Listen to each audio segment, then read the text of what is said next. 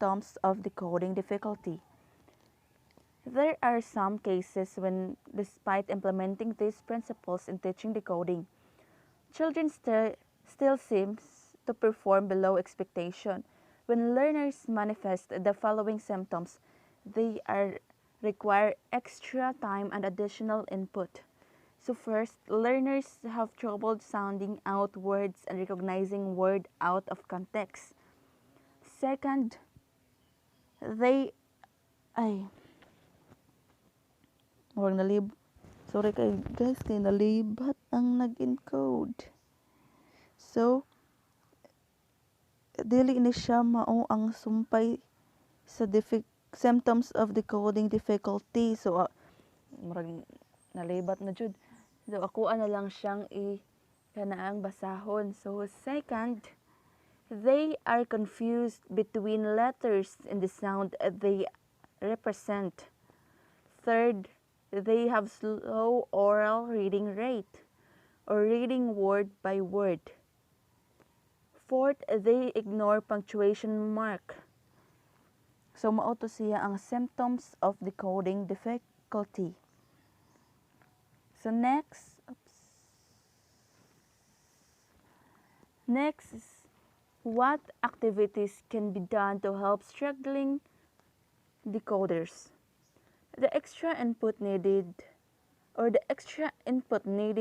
more time for practice and memory improvement may be a combination of several activities done in enjoyable, pleasurable manners so that children can learn decoding indirectly, with less pressure to acquire such skills in formal settings. First, occasionally point the letters and ask them to name them. So, pareha atong kanang giunsa ta pagtudlo sa ato ang mga teachers way back to our elementary days. So, diba kung pabasahon ta nilag letters, so sila'y mo tudlo sa letters and then kitay mo sulti kung unsa na siya, unsay pangalan niya. So second, so mauna ni siya ang sumpay guys. Second, let them sing the alphabet with audio, video, and visual support. So parehas sa karon nga generation. So mas maayo gyud ay nga tan-aw na to sila og mga educational nga videos parehaan ng ABC and parehaan na ABCs.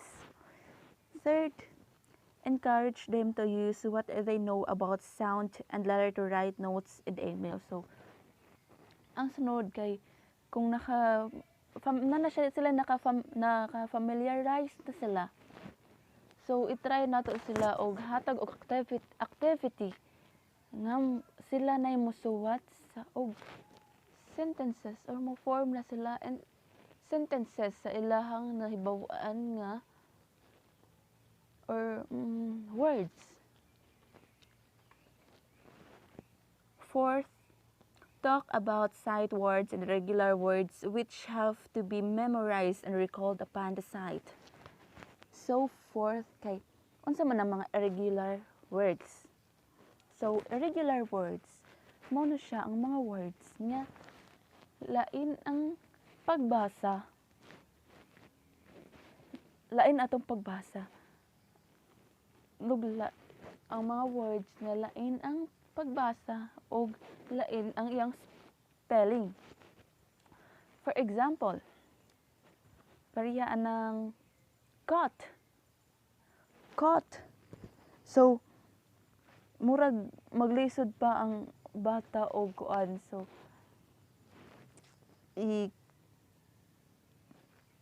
fifth, teach them to sort, categorize picture and object by the sound they contain while simultaneously saying the letter sound repeatedly. Fifth, use manipulates to help teach a letter sound relationship. This can include counters, sound boxes, and magnetic letters. So what strategy can be used to teach decoding? One strategy is teaching phonics, which refers to a system of introduction that help children develop an understanding of the alphabetic principle, the idea that the letter and the letter patterns of written language represent the sound of spoken language. So guys, unsa man day ng phonics? So phonics is a method of instruction that helps children to learn and be able to use the alphabetic principle, the concept that words are made up of letters and letter represents sound.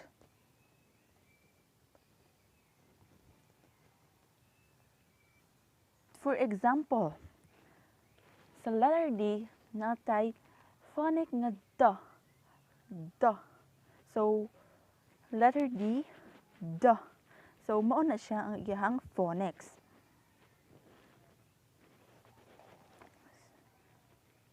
So, this aim at teaching This also aim of teaching them unfamiliar words by analogy to known words or recognizing the rhyme segment of an unfamiliar word is identical to that of a familiar word and then blending the known rhyme with a new word on set, such as reading brick by recognizing that ICK is contained in the known word kick, or reading stamp by analogy to jump. This approach is also teaching them to analyze letter sound relation in previous learned words to avoid pronouncing sound in isolation. So, unsa man din ng rhyme og onset? So, ang onset is an initial consonant cluster in the word in a word. So, for example, sa brick, so ang iyang initial consonant is the BR. So, mauna siya ang onset. Sa word break, unsa man sad ng rhyme? So, rhyme the vowel or vowels and consonants that follow the onset. So, unsa man ang rhyme sa brick?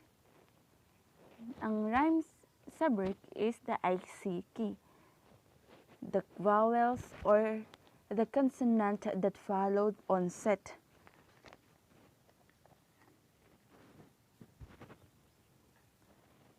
So, goals in teaching phonics. Teaching learners phonics skills by embedding phonics instruction in a text reading. B.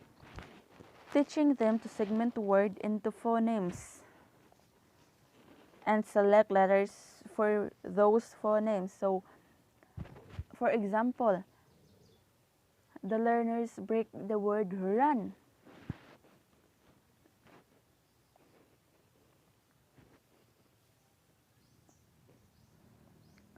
Letter C, teaching them explicitly to convert letters into sound or phonemes and then blend the sound to form recognizable word. Letter D, improving the ability of good reader to spell. E, providing children with the key knowledge and skills and to ensure that they know how to apply that knowledge in their reading and writing. F, ensuring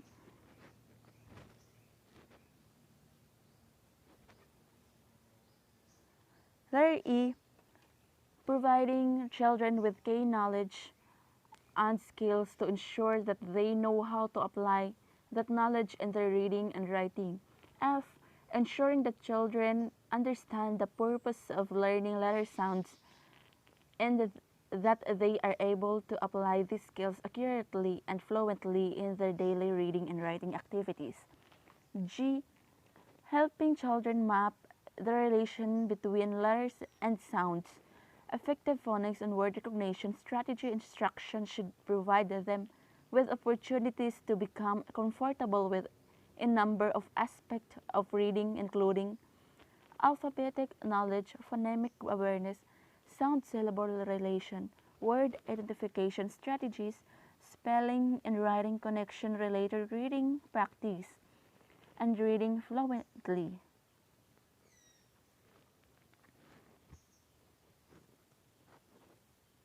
Letter I